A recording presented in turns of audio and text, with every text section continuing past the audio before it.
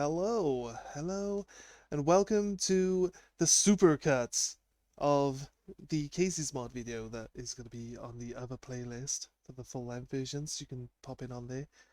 And so this is our first time playing the Casey's mod. We are playing it on stream, so like somebody suggests that we don't have to use all the skulls, so we don't we don't activate all of them. So that's kind of like uh, what we end up doing there. But from after this run onwards, we use all the skulls every time. So like that's how that is. Anyway, we have a quick look around. We need a warren and a sparrow to open that picture, and it's all the new layout. We haven't actually seen it all before, so we check out a few things. We know that like 11 o'clock is the time to open the first door on this. I think we mess up a few times, but the code is the same for the safe as it was before. It doesn't change, but the thing is, like, as you can see when we open the safe, there's actually nothing in there if you've already done this before. So we just have a quick look around the room, because this is our first playthrough. We should have really edited this out, to be honest with you, but to show that it's actually our first time playing on the Casey's mod, we actually check around the rooms. So there we go. We are going to take the corpse maggots and the adder. I don't know, the adder might not be a great choice. It looks like it's a decent card with 1/1 and the ability to insta-kill something, but it does require 2 cards to summon it, which is probably where it falls down a bit. I mean, why would we want to sacrifice 2 cards for a 1/1 snake, you know? We merge our corpse maggots onto the wolf. I believe this is probably like the most OP type of a fusion you can make between these two. I call it merging, actually, with the little ones, with the little sigil transferring stones. So we play down our squirrel behind the rock for no real reason, and then we put down the bullfrog, which we could have put in front of the bee, to be honest with you. Realistically, we could have just put it in front of the bee, but we didn't. We chose to put it over there so it didn't take any damage, but it wouldn't take damage. Well, it would actually. It blocked the bee. That's why we should put it in front of the bee. But the thing with the merge that we did of the wolf that'll jump onto the screen if our creature is killed is the fact that the downfall of it is if your opponent is playing nothing but flyers, they don't attack your creatures. Therefore, you can't bring it out in that method. So we summon him normally, and they get to work on beating the boss up. Look, so place this down, and now we have the adder. We actually play the adder. Impressive. Usually I would choose not to take the adder nowadays, but you can use it to kill the people at the campfires, so it's not really a terrible choice to pick at the start, but you have to plan to get rid of it through the fireplaces, you know. So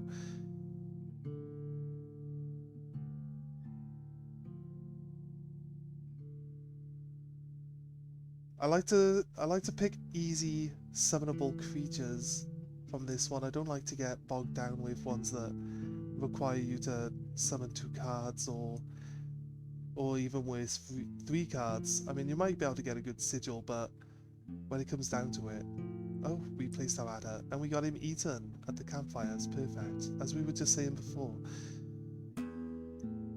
So yeah, try not to bog myself down with higher rank cards. We could take the bone cards, but we don't usually fill up on bones all that easily either, to be honest with you. So it's hard to say. Now our plan is again to place something in front of the bee that's going to kill it next turn, you see. So now the bee is down, it's going to ignore my creature, so I don't have to worry about low defense creatures because they can actually withstand the bees, look. And then we block the other bee. We've already we have already upgraded our strategy from the last game. Look, it's already been upgraded. Okay, nice. Nice to see that we're playing well. Probably gonna bring the Raven egg in. Or we can wait. We can wait to get ourselves a squirrel. Our wolf comes out because the bullfrog was killed by the bee, which is great. It's probably one of the best uses for the bullfrog that we've actually had in the game. It definitely helps when the flyers don't attack your creatures directly and the bullfrog can actually create the wolf that's going to actually win the game for us, right? So again, we got to pick this. We always tend to go for the ones that are going to be summonable fairly easily. Until we find a means to actually create a lot of like summonable materials. Like we got different strategies for that and stuff. It's okay, we upgrade the stoat. We get chances to upgrade things for free now, ×2 at the fireplaces. We have 2 fireplaces coming up as well on the left. So, like, you know, we're probably like licking our lips at this point in time. Just waiting for it. We're like, oh, I can taste it. I can taste all this lovely stat increases that we're going to get coming up. Okay, so looking at the board, we have an ant and a ringworm coming in. We've got another ant coming in now in front of my kraken, which will obviously upgrade the damage of the other ant and then kill it straight away. So what we needed to do was, well, we've got our wolf, so we're fine with something dying right now, yeah? Just needs to block the damage from the other worker ant. And the wolf comes out in front of the one, and the other one has someone behind it, so it's actually beneficial for us. The wolf went down in front of the one it did, because, you know, if we would have gone in front of the other one, we'd kill this ant here, then the other ant would just move forward and kill our wolf. So it's a spot of luck. I mean, it's not the best, but it's a spot of luck all round that we decided to put the frog down. We probably, well, you don't know where the cards are going to come into until you hit that bell and they show up. So it was a lucky guess. It was a lucky guess at getting the wolf to the left there. We brought the raven in. The raven's now gonna basically win the game for us. It does the damage we need to finish that off. So we got all the fireplaces up in front of us, as you can see. Another card. Oh god. We're gonna pick bugs usually from here. Yes, as usual, we pick a bug. We like, the bugs are usually like so easy to use. The bugs are actually really good, and you can kind of almost guarantee that pretty much every bug that comes out is going to be something that's useful, right? It's always going to be something that's useful. So we want our raven egg to not be completely defenseless, so we start upping the egg to have some attack on it as well, and we get some more attack. Do we pick the wolf this time? Okay, I like to spread the stat increases out rather than making one card really good. It's always beneficial to have multiple cards that can actually gain damage and such. Okay, so the first boss, we've got none of the totems active, so we get our smoke. We've got 2 lives. We've got, the balance is equal to start with.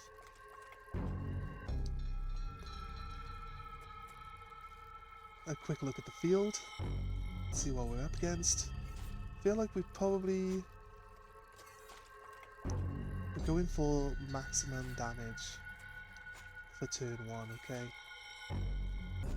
Even though kingfishers, they don't attack your people directly, so we use the kingfisher here.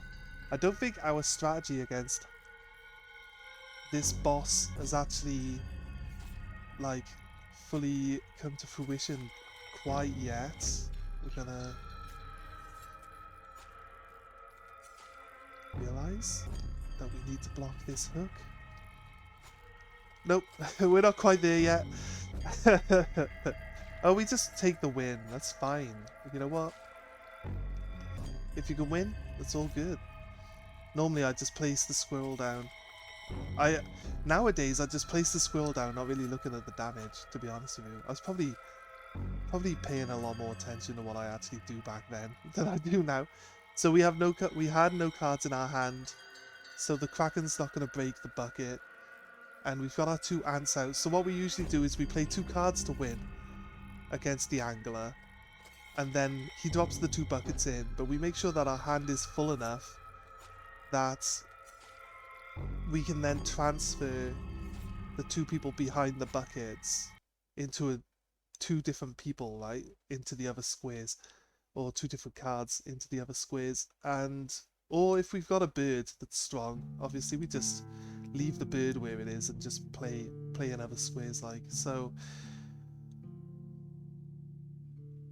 And I think that's still the strategy we were using there. Obviously we transferred out the 2 that were behind the buckets to 2 extra, to the 2 empty squares, and we took the win. Like, it's nice and easy, really. But you got a winning strategy. It's really, like, the thing is, all 3 of the boss fights, if you play as few cards as possible for the 3 boss fights, it's actually a lot easier to play less cards, especially against a prospector. Don't want to play too many cards against a prospector and block yourself out. Okay, so we had a lot of attack increases along the way. We've got a lot of high damage dealing cards, so we went for attack power there. And now we're just inspecting the ones. We got an elk, just jumps in front, moves, evolves. It's not really a great card. We got this bat, which is godly, by the way. It has a beehive and duplicates itself into our hand, and then the bees will duplicate themselves when we play them as well. It's insane. It's insane, right? So we're starting to get to the point where we have some cards that are actually going to allow us to summon pretty much anything else from our hand or deck at any given time. So that's what we need to work towards, like synergy and like an overall strategy of being able to summon anything from your deck. So here we go, throwing down. Probably really should go with the chart 13. But yeah, we usually don't use this card very often, but as you can see, every time you activate it, it changes into attack pose. So you can actually use it rather effectively as a fairly decent offensive card. If we hit it at a few fireplaces, there's no reason why that Child 13 can't actually be a really, really good card for us. Okay, we one-shot the wave. This is what Endless Fireplaces really does for you. If you spread the attack power out enough. Okay, our favorite one came out. Well, actually, our favorite one is like 3 sigils, or like 2 of a kind. But we go for HP because we've had. Oh, we didn't quite get it. We didn't even check our deck, so I think we might have wanted to lose that one to not gain another card. Okay, we're gonna get dupes because we don't actually have a duplicate in our deck. So we get a second Child 13. Everything, like I said, everything now, we've built some really good strong cards, and now everything we need to aim for is to help us summon those cards onto the field. So pretty much everything is like overpowered. At this point in time, we're like, oh, we can actually play anything we want. It doesn't really make much difference. The wolf, the like jump wolf that we created, it literally has been activated once. Outside of that, we've just summoned it ourselves, which is kind of insane, to be honest with you. What we could do now is put the stoat in front of the elk or fawn. I know it would kill it, but we're probably better off leaving the squirrel there, to be honest with you, get our wolf in. But we got the win. We took the win. Nice, quick, and easy. If I was, oh, I don't know, maybe I don't pay a lot of attention. This is my catchphrase through the whole thing. If you watch the full videos, is I wasn't really paying that much attention. That's what I say. I say it a lot. So it's like, what are we actually doing?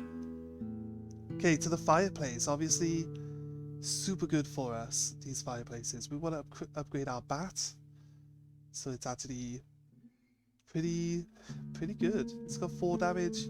It's only got 1 health, so maybe at some point we want to increase its health as well, but needing 4 bones to summon, it's kind of tough to get onto the field. Look.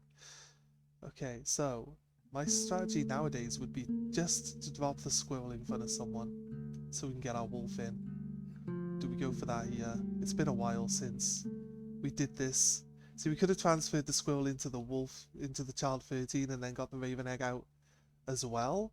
It would have blocked 1 damage. I mean, we don't pay that much attention. This is the running theme of our actual strategies on playing this game. Right, they all flip over. And we need a squirrel for sure, right? What do we actually decide to do? We could have got our wolf out turn 1. We didn't go for that strat. No idea why we wouldn't do it. We get rid of our... Okay. 5 damage makes us win anyway. We gotta win out of that. A little bit like all over the place, to be honest with you. We're looking back at this now. I played this about 6 months ago. We're looking back at this with a bit more experience in playing the game and the strategies that I use nowadays. But we got like all the totems. We got all the totems turned on nowadays, so we play completely different. You've got to be more defensive, unless you can guarantee like a straight up win. So we're probably better off duplicating like a much better card than we actually decide to duplicate here. We duplicate this vulture. That was the first time we went to the event. We didn't actually know what it did, so we threw something in that was like a safe card. I didn't want to throw something in that wasn't like a safe card at that point. Now we know what it does, so like on the actual commentary during the game when we actually do it, we're like, oh, it just duplicates it. I guess I didn't need to put the vulture in there then. It's just like, alright. Yeah, no duh. Like, everybody else is like, wow, why are you using the vulture? What's that all about? But we can't, there's like no point in time we can ever summon that vulture. Like 8 bones? Like, you're insane. Why did we duplicate this thing? But anyway, we are going to look at the board. We need to block one of the traps. Right. We've obviously fought the trader before, right? We know that what this trap is going to do. We should really bring the child 13 out first. We're trying to get our 8 bones. Why don't we just grab the 4 bones on the right and get our vulture out? I mean, we could just grab the 4 bones on the right and get our vulture out, but I guess we're not really paying that much attention. We realize that we have bones that we can pick up when it's way too late now. Okay, grab the bones, mate. Get the vulture down on the right hand side, because all the traps are going to kill you. Nope, doesn't know that yet. Doesn't quite realize that that's a terrible play. It's alright, we learn from these experiences. Could have put it in front of the rabbit. It would have actually evened out the damage until we drew more cards to get rid of the other traps. So we put the stoat in front of the rabbit. I'm sure that's a great play either. We got another pelt from our... Yeah, see, I knew just when we kill the rabbit we're going to get the wolf attacking us. Okay, we have 1 pelt, we have the stoat, the wolf's gonna kill the stoat, we got 2 damage coming in, we have 1 health, like, the stoat's gonna do 3 damage, right? So we find this turn, we're gonna block an extra damage with our wolf pelt, get 3 health back, take 1 damage. The wolf, we got a squirrel. We need a clutch draw right now. We have a vulture. We are lacking the bones to summon the vulture. I think we got 7 bones. Right, we can block the wolf with the squirrel. We got some bones now. We gotta draw. We need to block the wolf with squirrels every turn, or we go down.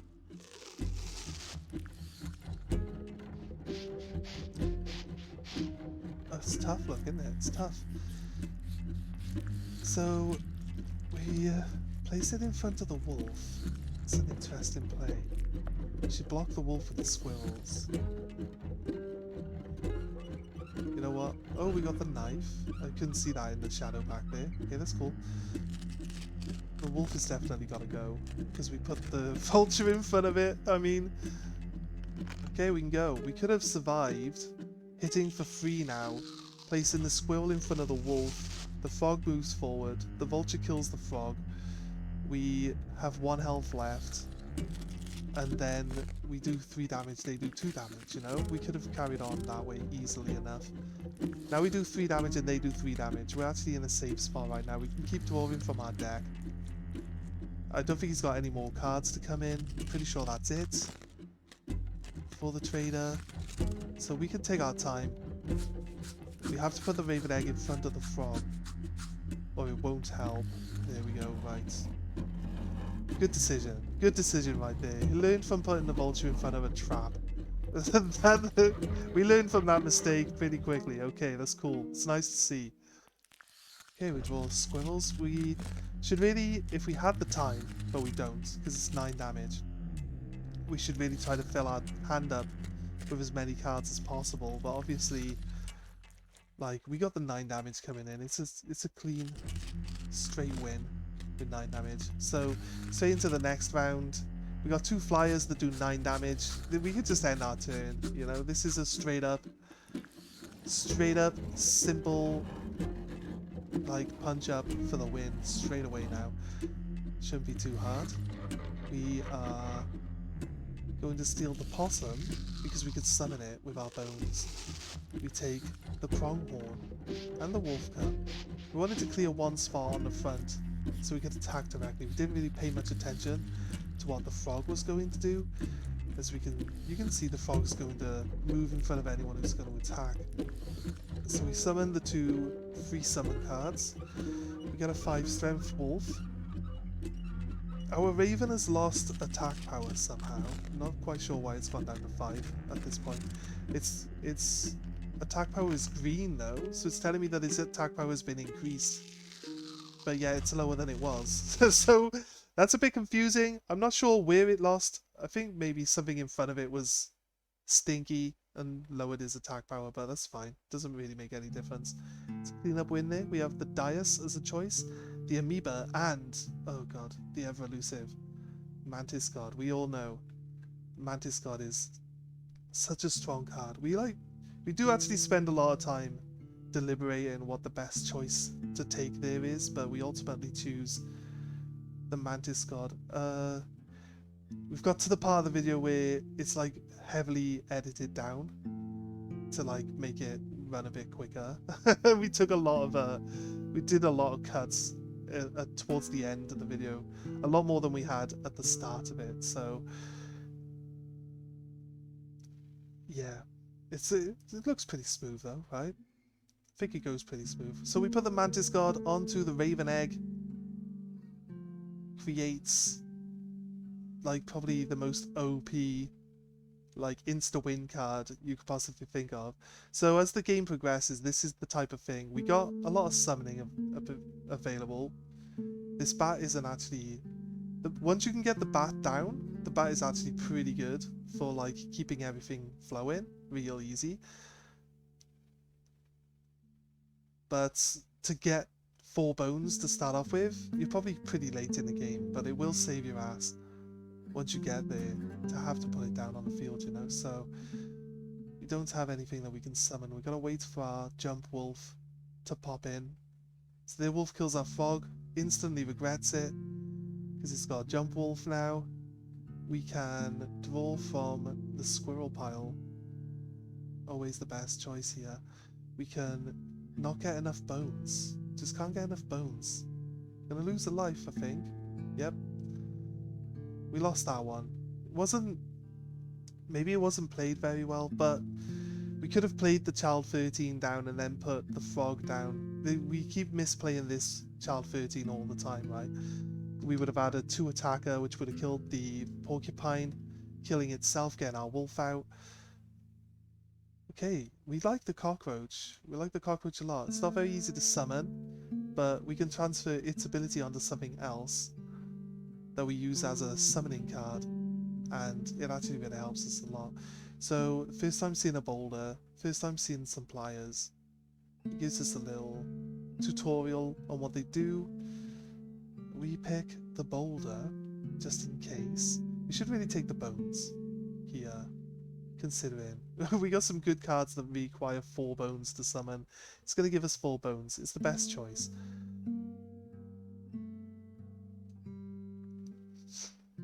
Okay, we got a nice squirrel. What's the plan? Put something down where the pronghorn can attack it, so we can actually start losing some health off it. The mole doesn't do damage, so...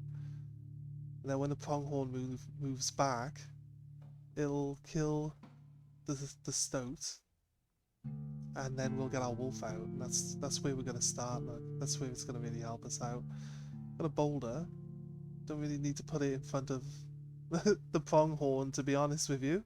Doesn't really need to go there, because it doesn't attack forward. But there is something behind it that will start attacking later, so... It's now blocked all the damage. Pronghorn is going to get blocked in this corner. We're going to get our wolf out in front of the mole. And... need to play... Are we going to just transfer out? We would have gained it anyway, but we want to... Well, 5 damage makes us win anyway. But we killed both of those. See, it didn't help. Didn't help. We would have been better off leaving it the way it was for the time being. Getting our wolf out this turn would have killed the alpha behind the mole. And... not sure where we can go from here. I'm gonna block the damage with the squirrel. 5 damage off the wolf. Oh, we're 1 short. That's why we need to block damage. Our wolf is dead now. Everything's dead now. Okay. Interesting. It's an interesting situation to be playing from, to be honest with you. But we got this insane bat, right? I mean, it's going to duplicate itself, for 1. It counts as a beehive. And then the duplicate version of itself doesn't have duplicate on it anymore. Because, yeah, this is it. Leshy, like, removes the duplicate from the duplicate bat. He says, well, I've no more of that. That's not going to happen anymore. He just removes it. He's not happy with our bat making endless bats. So he removes that. But we have a win anyway, so it doesn't make much difference to us. I think we're going to reset. We're going to take the alpha. Okay, we took the alpha. Okay. It's starting to give us things that we can't summon at all, to be honest. Not without great effort to begin with. So we're going to put the black goats onto one of the child 13s. Basically turns the child 13 into a card that can be used to summon multiple high level creatures. This is where we can start taking like level 3, rank 4, like any level card at all now. You can pretty much take with this child 13. So we got our insta win card out. It's a triple attack Raven Egg of 4 attack power. Now we just wipe in 1 turn with an egg that originally has 0 attack power. That's kind of insane, but every time that card is drawn in our start hand, it's going to be the same from now on. So the strategies evolve over time, and we try to pick the best choices for ourselves at any given moment. It's not always so obvious, but I think we take the Fawn. It's easy to summon, and it does get stronger along the way. We want to get rid of cards from our deck. We kind of have a lot. So one of the vultures that we made earlier, we can get rid of that. That's gone. You know, definitely better. Now we don't have those useless vultures in our deck, right? Are we going to merge the Fawn onto the Stoat? Okay, nice. I don't think that's too bad a choice, really. The Stoat is pretty cool. I like Stoat. It's one of my favourite cards during the campaign. The Stoat talks to you a lot, and he's got a really funny personality. It's the Prospector. Okay. So the strategy is to use as few cards as possible. That's usually what we aim for. We drew one of our turkey vultures. It's never very helpful, to be honest with you. When it gets our bat out, it duplicates itself. Doesn't keep the duplication though. Do 4 damage. Wolf comes down, does 3 damage. 4 damage makes us win now, without using too many cards. Looking to see what we can summon, and what would be a good idea for us. So we draw from our deck. We can put the Squirrel down, and then Child 13, and then pretty much summon anything from our hand, as long as it doesn't require bones, which impressively our whole hand basically requires bones to summon.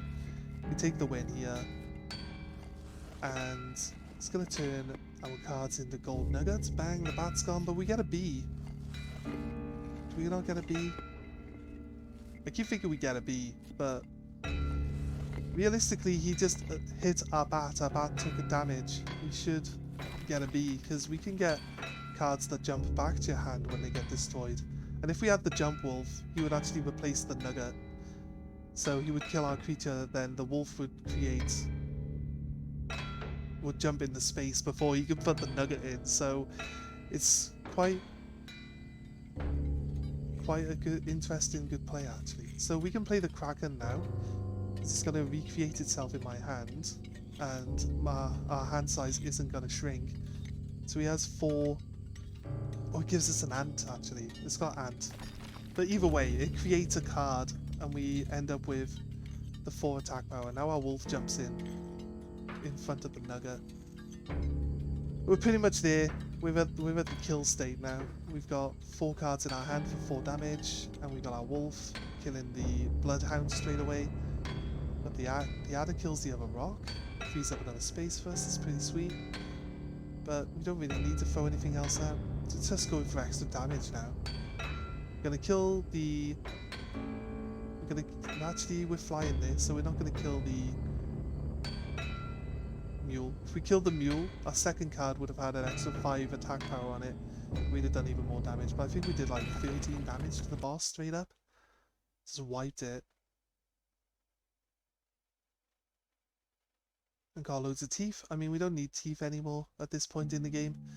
The trader's already been beaten, and we've already bought the knife. So we got a second mantis card. Definitely taking that. It's insane, right? When you get the totem that turns off the boss rares, it really makes a massive difference later. Like, you don't get any of these cards offered to you. You're just playing with common cards all the time. Okay, so we have no items. We decide that our best choice is to pick up some items for the final boss fight. We think scissors, we can use that to cut the moon up. We could use these scissors to just chop the moon in half and win the end phase. But sadly, I think we edited the fight down a little shorter, so I think we actually end up like finding out that we don't have the ability to chop the moon in half. He says, no, you can't do that. It's like, doesn't let you do it. It's like, it was a decent strategy, and until you try it, you never know. Like, we have a win card instantaneously. We could summon our bats. We got more than enough. coins there. We got another bat out using the bone bank that we got from the backpack. Now the Mantis God comes in, just murders everything. Probably wasn't the best play for turn 1, but we got a win out of it. And he's on Prospector, so we don't have 3 cards on the field anymore. We only got 1. If he does happen to turn them into nuggets, we're actually going to be okay. So... nope, he doesn't turn them into nuggets, which is quite nice. Sometimes it's a bit dodgy, like when does he actually go off and when does he not. So this bee is going to duplicate itself. You see how when you take damage from the bat, the bees can have duplicate on them. But when you lay the bat down, you don't duplicate the bat with duplicate either. I mean, like, the duplicate doesn't usually come up on the thing, but Leshy actually stops the game and tells us that we're not allowed to use that card anymore. So, like, if he didn't say that, I wouldn't be obsessed with the idea of it. You know, because that's how it works, right? If someone takes something away from you, you want it more. Okay, so he's going to copy the moon now.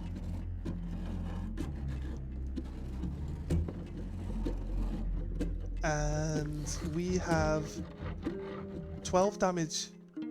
Well, it's now just evolved up to 18 damage on just the Raven egg, or the Raven now itself. So we're looking at how we can. Oh, we click the scissors. He says you're not allowed to do that. It's fine. He says there's no cards of mine that you can use that on right now. It's like, oh, come on, lies. Lies, you got the moon, mate. And add some extra damage in. So the moon has the ability to just insta-kill any low-level creatures. Although, I think it's just because it does 1 damage every turn. Our Stoat evolved into Elder Stoat. We now have duplicating bees again. So we draw from our deck. We have extra cards. We can play Child 13 and then this guy, and for the whole time, if we use the bee to start off with, we actually don't lose any like cards from our hand for doing it. We could have had the extra card on the field to do extra damage, but we chose not to do it. We finished the moon off, and then following that, we